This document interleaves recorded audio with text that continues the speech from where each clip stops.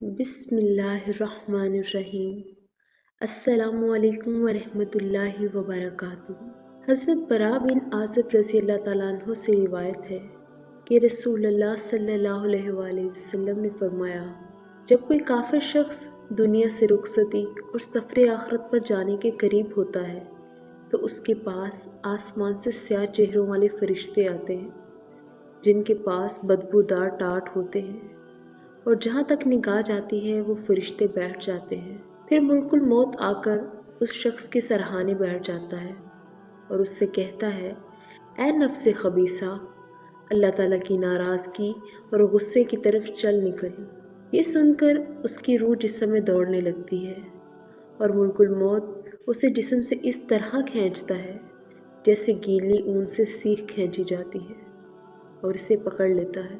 फरिश्ते एक पलक झपकने की मिकदार भी उसकी रूह को मुल्कुल मौत के हाथ में नहीं छोड़ते और उससे लेकर बदबूदार टाट में लपेट लेते हैं और इससे मुर्दार की बदबू जैसा एक नाखुशगवार और बदबूदार झोंका आता है। फिर वो इसे लेकर ऊपर चढ़ते हैं। फरिश्तों के जिस गिरोह के पास से उनका गुजर होता है वही गिरोह पूछता है कि ये कैसी खबीस रूह है। बदले में वो उस शख्स का दुनिया में लिया जाने वाला बदतरीन नाम बताते हैं, यहाँ तक कि वो उसे लेकर आसमानी दुनिया पर पहुँच जाते हैं। दरवाज़ा खुलवाते हैं लेकिन दरवाज़ा नहीं खोला जाता। फिर नबी पाक सल्लल्लाहु अलैहि वसल्लम ने ये आयत तिलावत फरमाई, उनके लिए आसमान के दरवाजे खोले जाएंगे और ना वो जन्नत में दाखिल होंगे तावक्त ये कि ऊँट सुई के नाके में दाखिल हो जाए।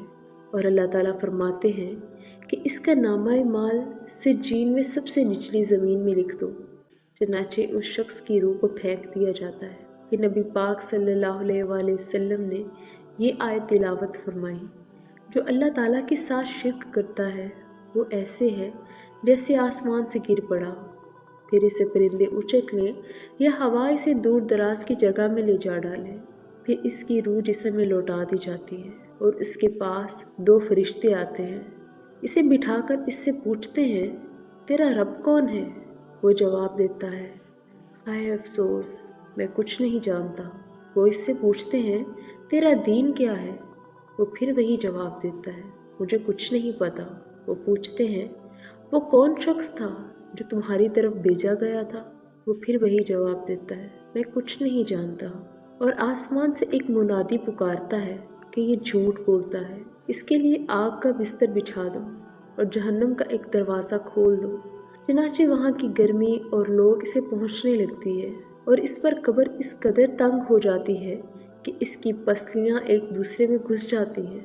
फिर इसके पास एक बदसूरत आदमी गंदे कपड़े पहन कर आता है जिससे बेइंतहा बदबू आ रही होती है और आकर इससे कहता है, तुझे खुशखबरी मुबारक हो, ये वही दिन है जिसका तुझसे वादा किया जाता था। वो उससे पूछता है कि तू कौन है कि तेरे चेहरे से ही शर की खबर मालूम होती है?